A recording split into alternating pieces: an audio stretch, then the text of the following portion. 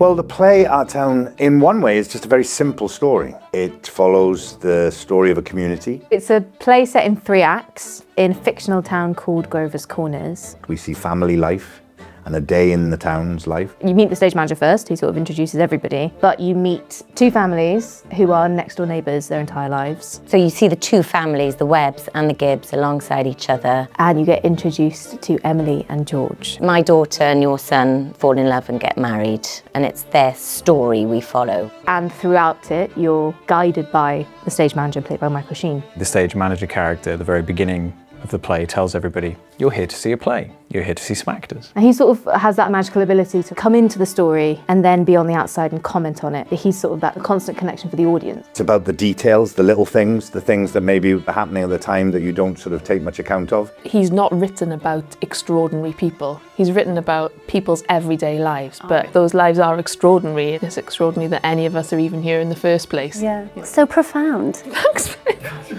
Then you've also got other people in the town, like Mrs. Soames, for example. Simon Stimson. Simon Stimson is choir master, and Mr. Morgan, who owns the drugstore. So you get a real snapshot of this extended community, and Bessie, the horse. The horse. Can't forget Bessie. There's a horse.